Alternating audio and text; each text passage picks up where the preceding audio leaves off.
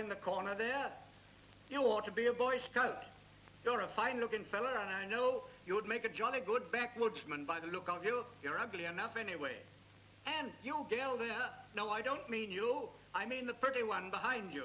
You ought to be a girl guide, you know. Oh, you are one.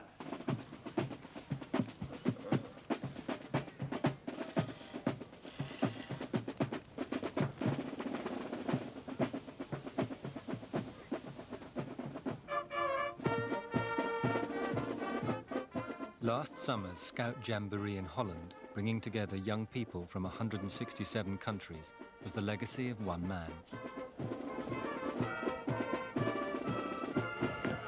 Baden-Powell has claimed a new follower every 5 seconds for the past 90 years. Apart from the great religions and political ideologies, Scouting is the largest movement in the history of the world.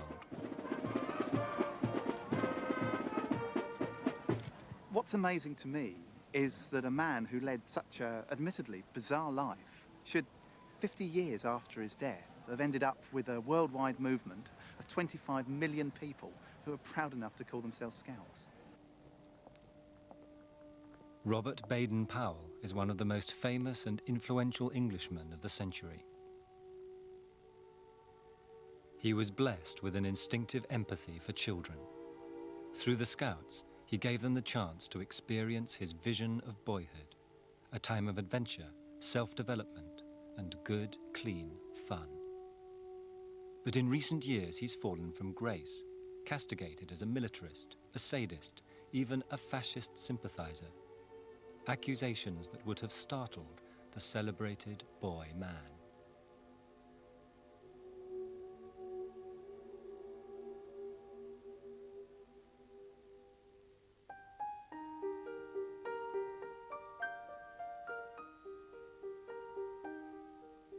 If only he'd had the gift of eternal youth, Baden-Powell would never have needed to invent the Boy Scouts.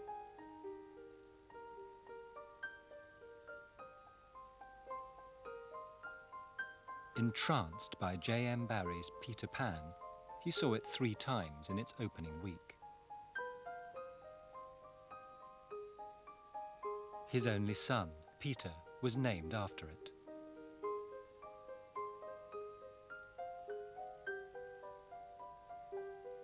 And he wrote to one woman that his ideal partner would be a sort of girl Peter Pan. Scouting would become Baden-Powell's way of retreating back into the world of boyhood.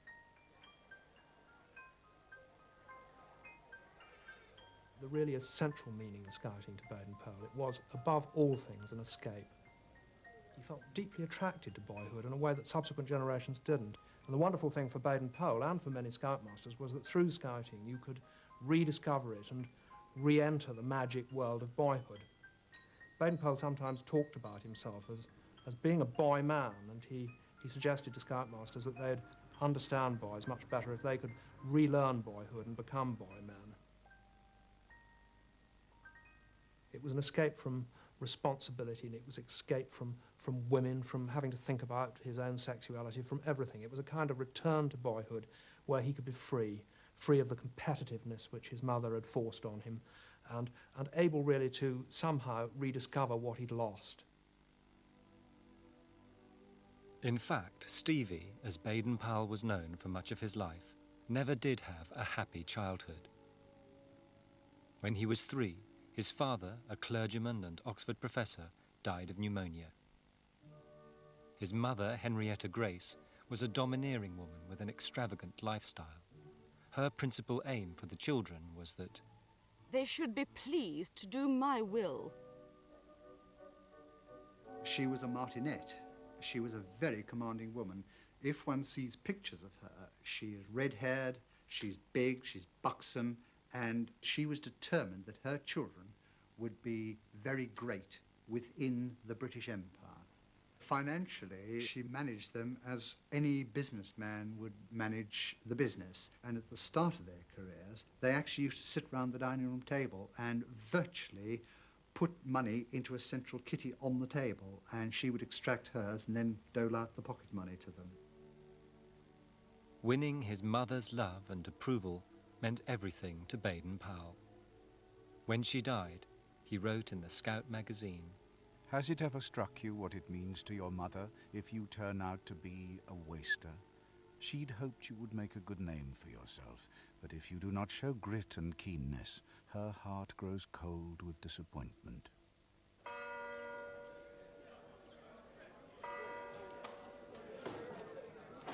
At school, he was already disappointing his mother. As a pupil at Charterhouse in the 1870s, his academic record was lamentable. In his day, it was unfashionable for boys to work hard, and he was evidently a slave to fashion. A good comic actor and very gifted artist, he always preferred drawing to learning. His school reports testify to his chronic laziness. Natural sciences pays not the slightest attention. Mathematics has to all intents given up the study of mathematics. I think we ought to have got to know each other French. quite well. Could do well, but has become very lazy. Often sleeps in school. Classics takes very little interest in his work.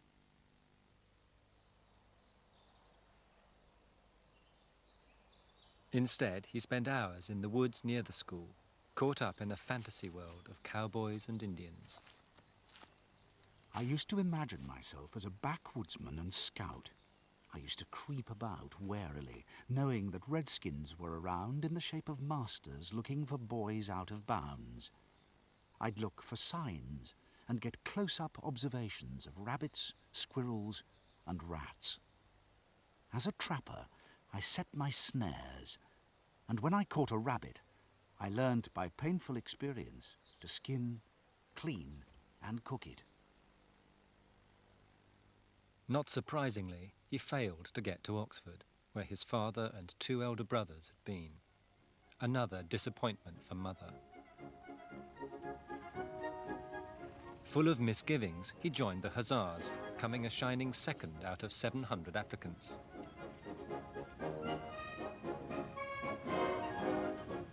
By the front! Draw! Swords!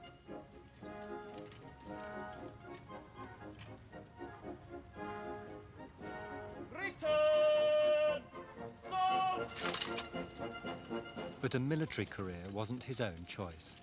He wanted to be an artist or actor, but mother had insisted on the cavalry.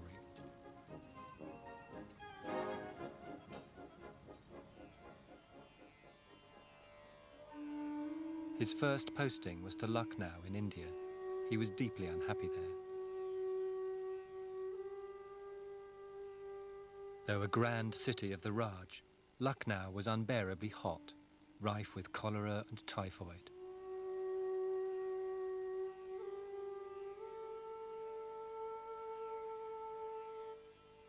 His depression only lifted when he met Kenneth MacLaren, a young officer nicknamed the Boy because of his childish good looks. They became the closest of friends. Not long after they met, MacLaren's mother died. Poor little chap. I've been trying to comfort him, but I break down more than he does almost. He's so awfully cut up. The two men became inseparable and set up house together. Baden-Powell described the boy as my best friend in the whole world.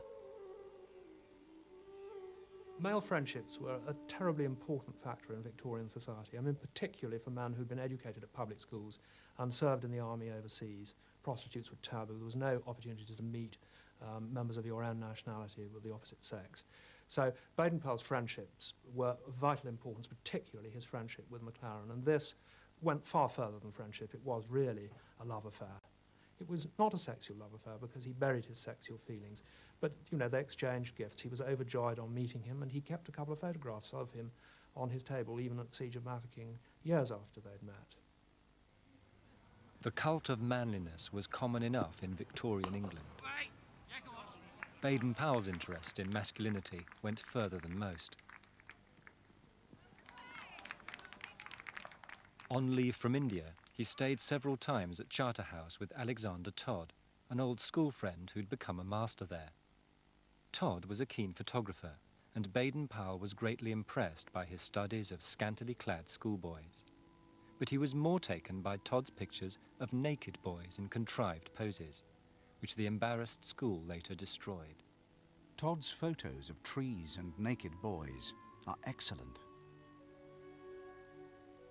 He even wrote to Todd asking, "Might I possibly get a further look at those wonderful photographs of yours?" There's no doubt at all in my mind that Baden-Powell's basic sexual orientation was what we would now call homosexual, or if one put it in psychological terms, he was a suppressed or repressed homosexual. And by that I mean he was homosexual in orientation but couldn't allow that in himself. It's well shown, I think, in his writings. For example, he loved to observe small boys in pictures or small boys undressed. He liked watching male workers who were undressed. It's clear that he was very homosexual in orientation, I think, but that doesn't mean that he was homosexual in practice. In fact, I think there's no evidence that he was.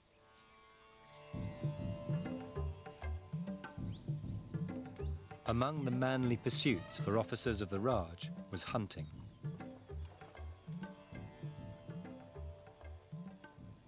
But not for Baden-Powell, the hunting of big game, shot from a safe distance with rifles.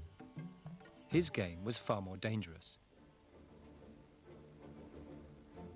Pig sticking, hounding down wild boar at top speed, armed with no more than a spear. A champion pig sticker, he wrote a book on the sport and sketched all the illustrations. Hog hunting is a brutal sport, yet I love it. It is invaluable to our prestige in India, proving and preserving our rightful claim to superiority as a dominant race. And I believe the boar enjoys it too.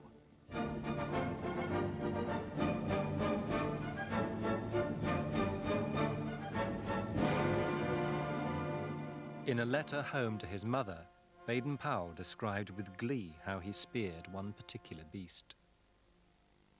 What joy to give him one and feel it going in beautifully. Now shut your ears and hold your tummy, Mummy. One spear I gave him came out through his belly and stuck into the ground. That was a pretty vicious one.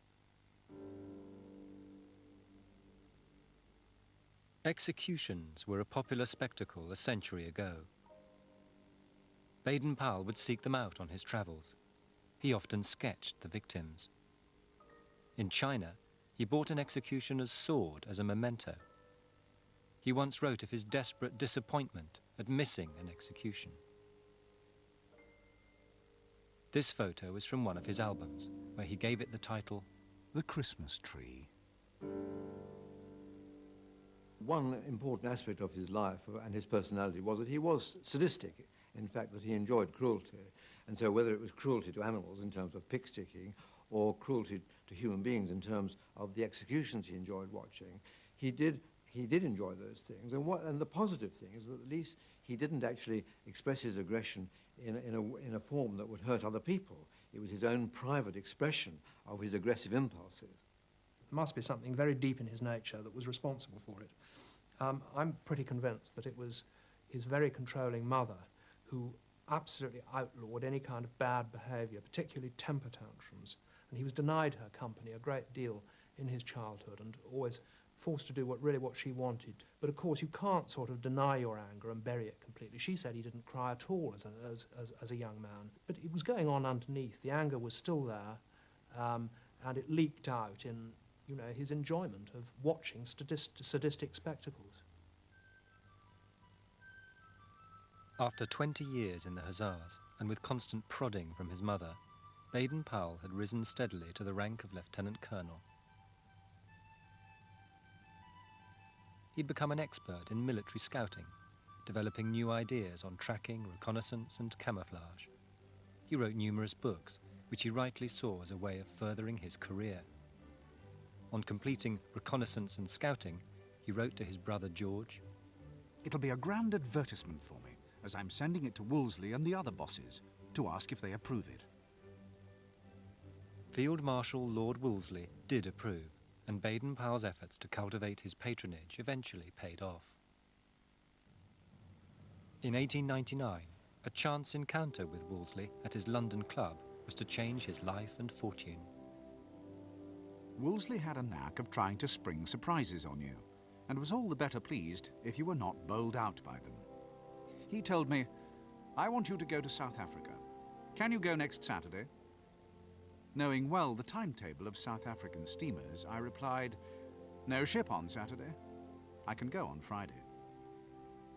A year later, he would return from his mission, the most famous man in England.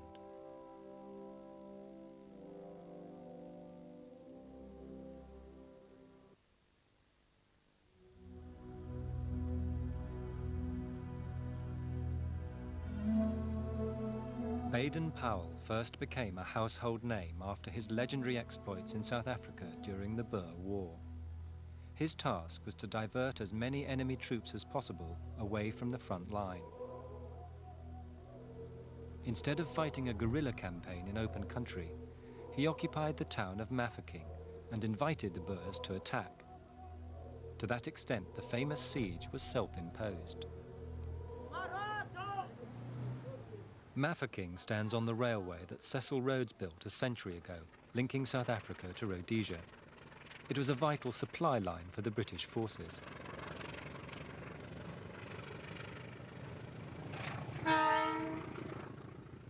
Surrounded by flat, dusty veldt, it was not an easy place to defend. Baden-Powell ordered the land around the town to be cleared of scrub, so the enemy couldn't creep up unseen.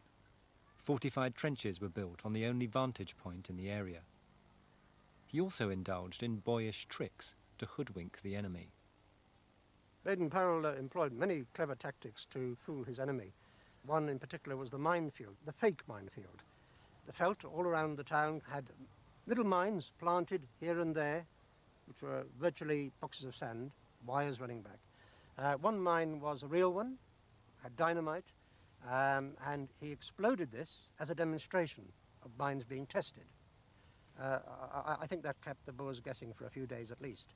In addition to that, imaginary barbed wire was strung out on poles, and soldiers were seen to be stepping over this imaginary barbed wire, giving the impression, of course, that the town was more securely defended than it really was.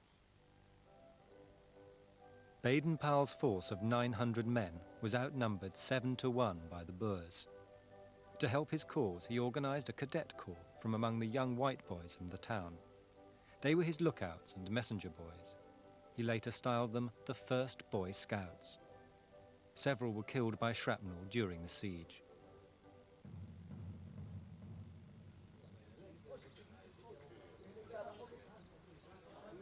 He also enlisted the help of the Baralong tribe, whose village bordered the town. They would raid through the Boer lines at night in order to take cattle away from the Boers, which they would then hand over to Baden-Powell for feeding, particularly to the troops. This was a very important function, but unfortunately they weren't armed and they were often shot for their pains. Eventually the Baralong were armed, but they were then sent to the front line trenches where many more died. Baden-Powell did at least request that they be awarded campaign medals. The War Office refused even that.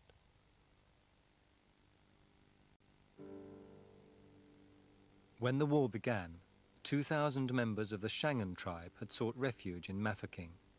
It was they who were to suffer most from the siege. A journalist in the town, Emerson Neely, watched them die. Hunger had them in its grip. Many were living corpses, their ribs breaking through their shriveled skin. The sufferers were mostly boys from 4 or 5 upwards. It was one of the most heartrending sights I have ever witnessed, and I have seen many. Baden-Powell has been blamed for deliberately starving the Shangaans in order to force them out of Mafeking and take their food for the whites. It did enable Baden-Powell to continue the siege longer, but the refugees who tried to leave the town were often shot by the Boer forces, and many had to return, preferring to take their chances in town and starve. How many died of starvation? Hundreds. Baden-Powell had a real problem because Kitchener ordered him in the middle of the siege to hold out for twice as long. And this really could only be done by sending certain people away, and Kitchener ordered him to do so in order to get their rations. Baden-Powell didn't, in fact, stop feeding them as he'd been instructed. He instituted soup kitchens and fed them, although he did reduce their rations. The whites suffered too, though not from starvation. 7 months of bombardment, disease and combat claimed the lives of almost 200 of the 2,000 whites in Mafeking. But Baden-Powell's resolve never wavered. Throughout the siege, he led by example. A fellow officer noted his composure. A shell whistled overhead.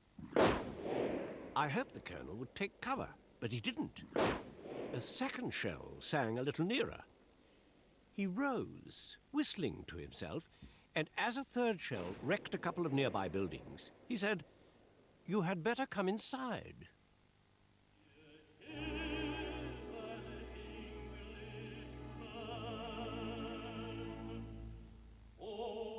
For 7 months, Baden-Powell succeeded in maintaining morale in the town by becoming the actor impresario that he had always longed to be. He opened a theatre and often played the leading role himself. There were even gymkhanas, made possible by the Boers' refusal to fight on Sundays.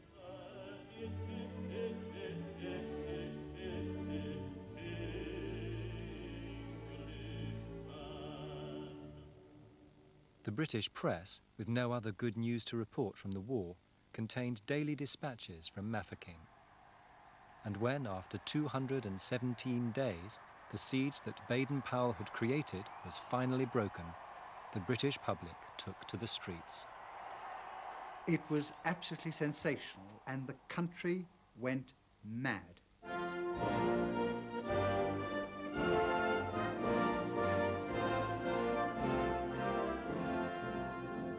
For 4 days, nobody worked. They had parties in the streets. The country just went absolutely bananas. And of course, Baden-Powell was the hero of the hour. And he reached a fame that probably only the monarch enjoys in this country. Everybody in the country knew about him. The troops from the war were cheered through the streets of London too. But after near defeat by Boer farmers, the ruling classes were fearful for the future of the empire. Baden-Powell echoed their concerns.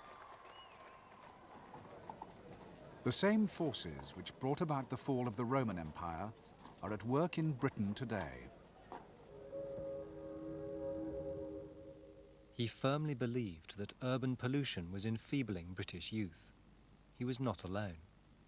A parliamentary committee warned, "The deterioration of standards of physical health constitutes the gravest national peril."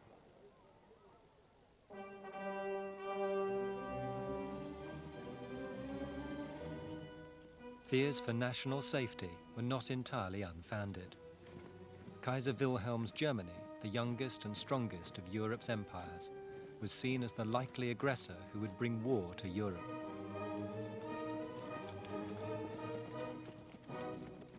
And in war, only the fittest would survive. Could scouting save the nation? Baden-Powell thought so. In an article for the Eton School magazine, he wrote, "We are a small country, surrounded by nations who may at any time attempt to crush us. One great thing each boy can do for his country is to get together a squad of, say, 10 boys from his town or village and teach them how to shoot, how to scout, and how to drill." Just as the Eton College article begins with the notion of England being surrounded by enemies, so the Boy Scout handbook begins with a discussion of Mafeking, which was surrounded by enemies. And it's quite clear that Baden-Powell sees the metaphor of Mafeking as an indication of what England faces, that England is surrounded and is vulnerable, and the way to deal with that is to train lower-class youth to be prepared to fight for the empire. A dull lad who can obey orders, he says, is better than a bright one who can't. What one has to remember is that Baden-Powell was a soldier all his working life, and so of course he wanted boys to defend Britain and the Empire if it was attacked. That was very, very important to him. But it didn't come first in his thinking about the Boy Scouts. It was his desire to make boys into better citizens that was his greatest interest. The Good Turn, for example, was all about this. And then there was the prohibition of snobbery and the idea that Scouts were brothers to every other Scout. Happiness was all important in the Scout movement. He wanted boys to be happy. In 1907, Baden-Powell, now aged 50, organised his first camping expedition to test his ideas on scouting. In May, he sailed to Brownsea Island off the Dorset coast. With him were boys from Harrow, Eton and Charterhouse, together with local lads from the Bournemouth Boys Brigade.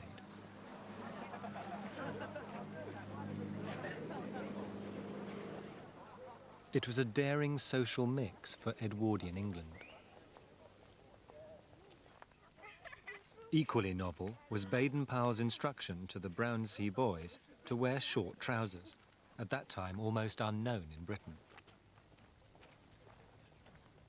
The boys would learn woodcraft and tracking, but Baden-Powell also aimed to teach them discipline, as he explained in a letter from the island. There will be instruction in life-saving technique and physical exercises and drill. One wants to teach the boys the quality of not grousing, and I think that may come as a result of training like that of Scouts. For they are not born grousing. There is hope if one catches them young enough. Position it slightly further around, that's great, that'll do. Make sure it's torch here, okay? Scouting was really about teaching the lower class boys to accommodate themselves happily to their lot. The Brownsea experiment, the 4 patrol leaders were all public school boys. The rest of the boys were working class kids chosen from the Boys Brigade. So scouting was not an experiment to cultivate aspirations. What Baden-Powell wanted was Scouts to be happy with their lot. And I think it's interesting in this regard to look at the first version of the Scout Law published in 1908, in which Scouts are asked to be loyal to king, officers, country, and employers, not parents. And the reason for not parents was not an oversight. Parents were seen, middle working class parents were seen as part of the problem. Baden-Powell was frankly worried by the arrival of the Labour Party. He was very worried about the formation of unions and national unity. All this was very much in his mind. But he did have a genuine, love of all boys, and he was particularly keen on the idea of camping being something that would be helpful for boys who were brought up in inner cities, that they should get away to the freedom of the countryside and escape their everyday lives. And he talked about dead-end jobs and, what a shame it was that people couldn't have a fair start in life. So his instincts were good ones, as well as him being controlled by, the neurosis of his class and the imperial spirit. On his return from Brownsea, Baden-Powell wrote Scouting for Boys. Published in 6 parts, it was an instant success. In 4 months, 100,000 copies were sold. It would go on to outsell all printed books apart from the Bible, the Quran, and the Thoughts of Chairman Mao. Baden-Powell could have made his fortune from it, but instead donated all the profits to the Scouts. Today, the Boy Scout Manual is the handbook for democratic youth the world over.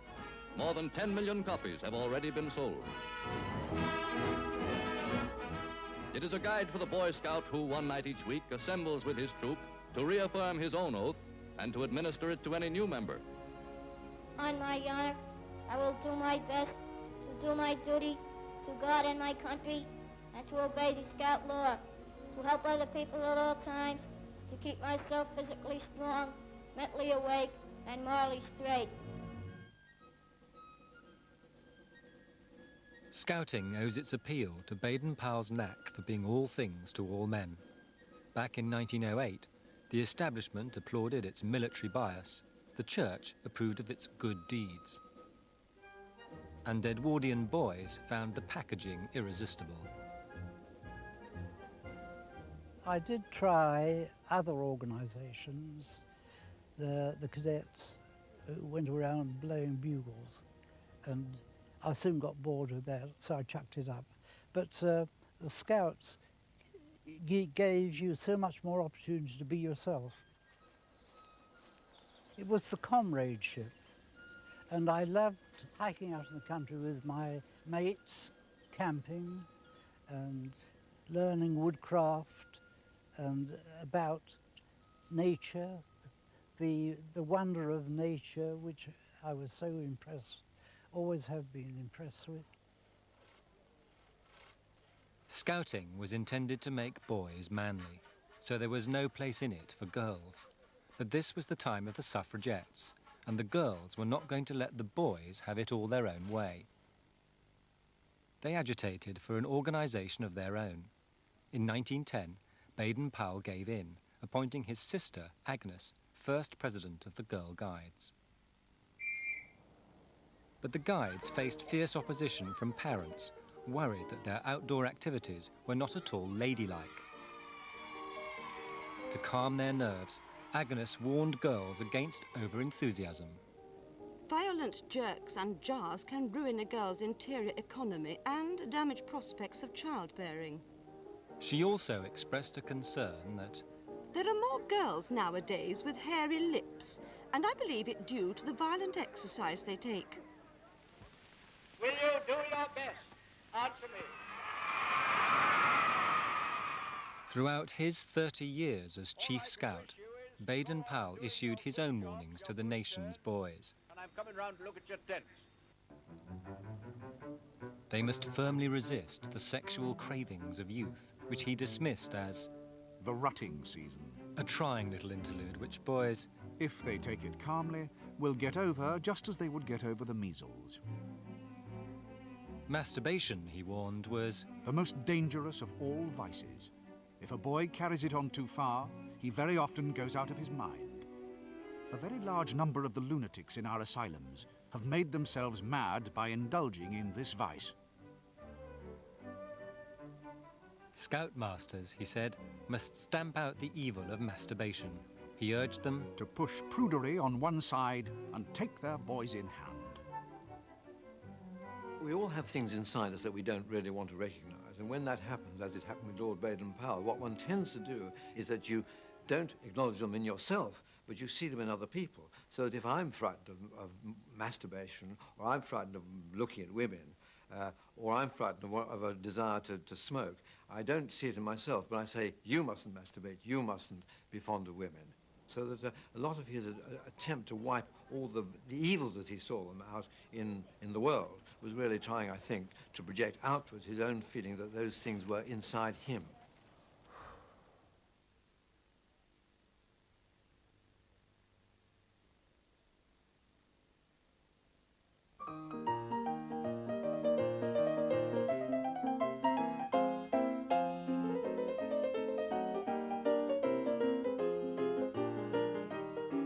By 1911, Baden-Powell was father to a movement of 250,000 boys and girls.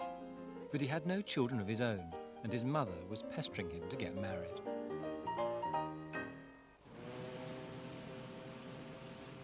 Sailing to America on scout business that summer, he met Olive Soames. He was 55, she 23. Strong, energetic, and with a love of the outdoors, she was an ideal match for Baden-Powell. They were married the following year.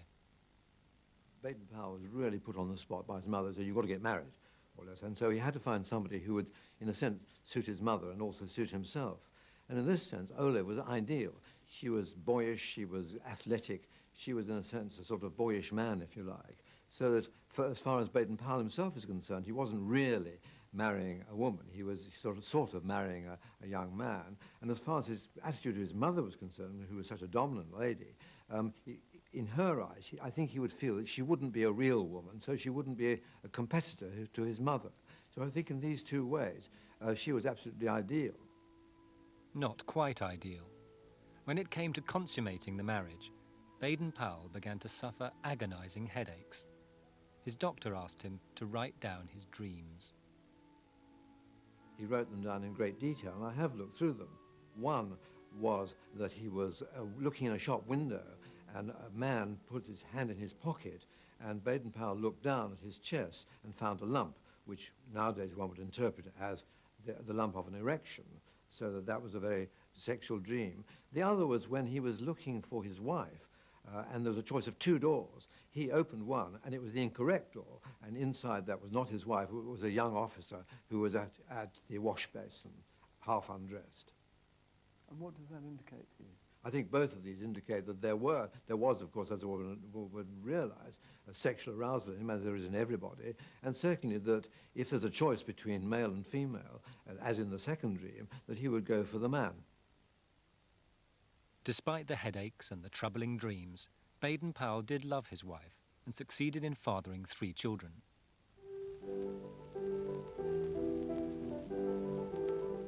When the Great War broke out, the Scouts were prepared. They tilled the fields, took on coast-watching duties, and even emptied the rubbish. As recreation for the troops, scout huts were set up in France. Baden-Powell spent several months there. But the carnage he now witnessed dulled any enthusiasm he'd once had for the glory of battle.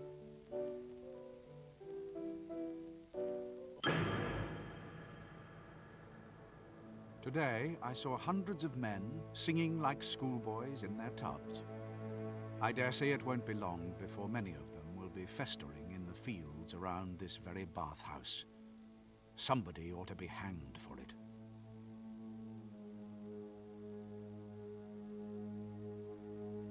He particularly deplored, the death of young men whom he adored.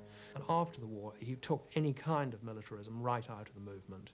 He was determined that it should be essentially a peace movement dedicated to the ideals of international peace through young people meeting each other. And of course, one has to say that there was a realistic point, too, in doing this, because warfare after the Great War was not very popular, and any sort of idea that young men were flocking to the colours by joining the Scouts would have been extremely unpopular. The pursuit of international peace meant spreading the Scout gospel beyond the world of the white man.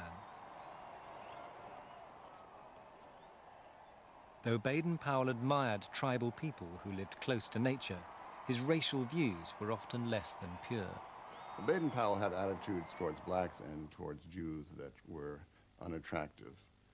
Blacks were lazy and untrainable and inert and stupid. Jews were greedy and self-serving. There's a caricature that Baden-Powell drew of a nouveau riche Jewish woman, a classic kind of anti-Semitic stereotype. These were not his views alone. These were views that were shared, obviously, by many people of his class.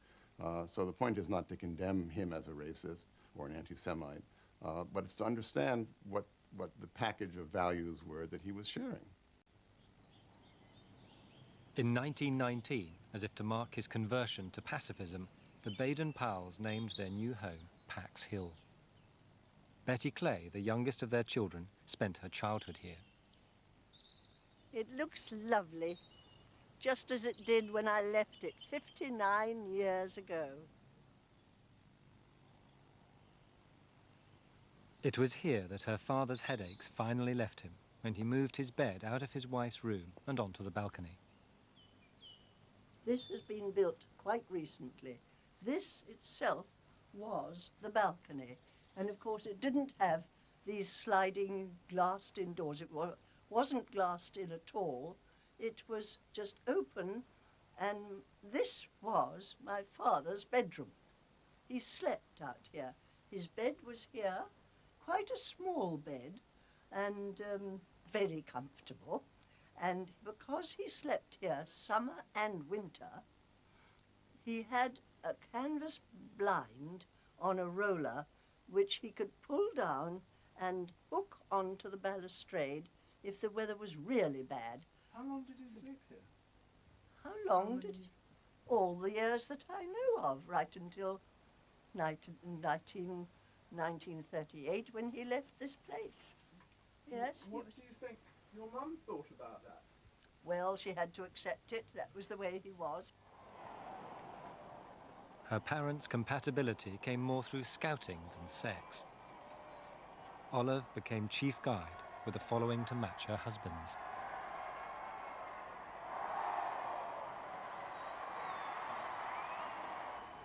course, my mother and father had the most completely wonderful partnership that one can imagine. They had almost a mother-to-child relationship because she spoilt him and he played up to this. He would pretend to cry or to sulk as though he were a naughty child, and she would chide him for it. Oh, you must do this, you must put on a woolly, darling, because I feel cold, that sort of thing, just to amuse us. In many ways, the three children, Peter, Heather and Betty, had an idyllic childhood. And their parents were keen they shouldn't grow up too quickly. I was friends with Lady Baden-Powell's nieces, who she brought up, and they used to invite me to stay. And we used to arrive at whatever the station was, I've forgotten. And the chauffeur would say, "We've still got nail varnish on," and lend us a penknife to scrape it off, because Lady Baden-Powell wouldn't allow any makeup. We didn't wear lipstick or powder or anything. She liked healthy, shiny faces. In fact, I remember when I was about 30, I met her in the war, and she shouted across the theatre at me, "Mary, you're wearing lipstick." And I was then a grown woman with a couple of children, and she still objected. Their son, Peter, bore the brunt of his parents' puritanical attitudes. On one occasion, I was in a double bed in the spare room, and both the Baden-Powell girls came in, and Peter, who was very young, very spotty, and he'd just got into the bed beside me, and was sitting about a yard away from me in this double bed. And we were talking and were perfectly happy when the door suddenly flew open, and in came Olive and shouted at him, "Peter, what are you doing there?" And the poor boy shot out of my bed and out of the room, and we all looked at each other in amazement. We couldn't think what she was on about, because we were all extremely innocent. And of course she was concerned about sex, and that Peter, I don't know what Peter was supposed to be doing to me in front of an audience of his two sisters and two cousins. However, she still chased him out of the room, and he scurried off like a terrified rabbit. The rules of the house may have been strict, but Betty's memories are of a doting father. I remember him as a most marvellous dad. I can't imagine anybody being a better father than ours was. He was always interested in what we did. He was always encouraging. I think that was the thing I remember most about him, was that he was an encourager. Whatever we did, however we did it, if it wasn't up to standard, he said, "Well, you know, I think you could do better than that." For Peter, the son and heir, encouragement turned to expectation. He was groomed to emulate his father and become chief scout in his turn. It was more than the boy could manage. Over the pressures that we all three had, I suppose, because of our parents being in the public eye like that, I suppose it was difficult. I think my brother felt it, my brother Peter felt it most, because of course they felt their only son must be rather extra special, and he was a particularly normal, ordinary chap. I'm afraid the expectations were more than he could bear. My grandparents really did wish to have a mirror image of my grandfather, which is plainly impossible.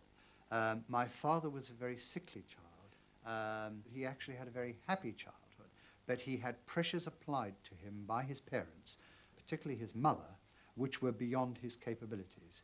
My father was so terrified of her that as an adult, he loathed ever going to see her, and it was very much a duty visit to see her.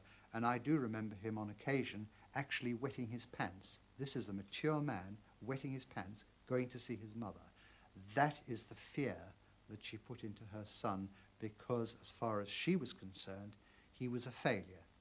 11,000 scouts in this Jamboree camp will be reviewed by the chief. It was hard to be anything but a failure compared to his father. By 1931, there were 3 million Boy Scouts, to whom Baden-Powell, now dubbed Chief Scout of the World, was a superstar. Let us then, with pride, repeat the Scout promise. On my honor, I promise I will do my best to do my duty to God and the King.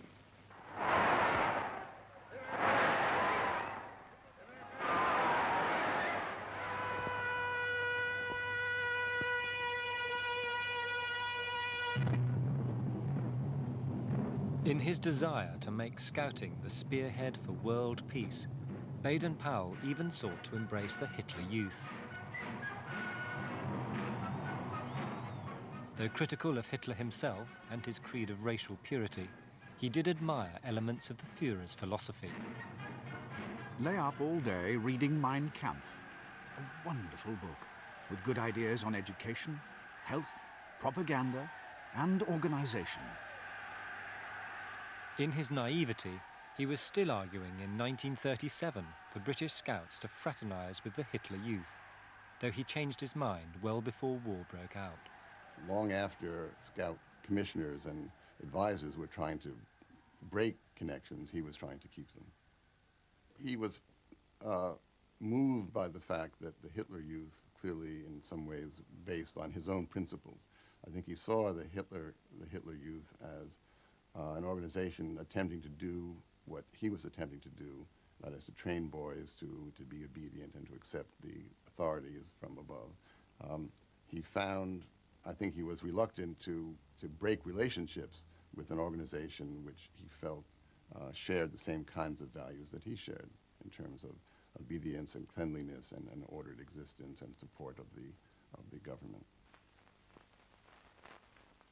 By the time war broke out, the aging boy man had left Pax Hill to settle in Kenya. He was now in his 80s. To the end, he retained the power to captivate children. When I was about 3 years old, my family went up to Kenya to stay with him. Now, as a child, I was very curious, and I always wanted to know answers to my questions, and nobody would ever give them. But for the first time in my life, I met somebody who would not only answer the questions, but expand on it so that it really gave me an overall picture. And of course, that was the old man. And because of that, I absolutely adored him. It was in the Africa that he knew and loved so well that Lord Baden-Powell was laid to rest.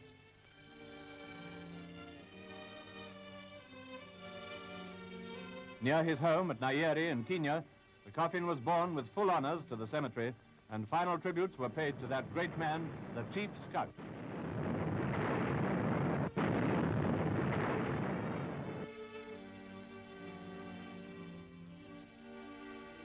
As a soldier, his fame was great. And as the founder of the finest youth movement ever organized, he will be remembered by generations to come.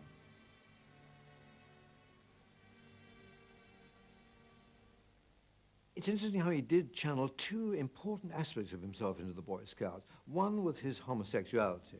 That was a very positive achievement, and he allowed boys of all sorts of backgrounds and economic difficulties and things to have a good life.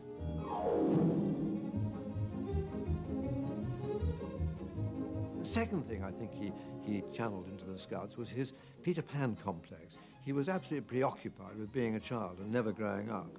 And I think that by concentrating on boys, small boys, he in some way allowed his own identification with them to remain permanent. He was always a small boy indulging in small boys' games.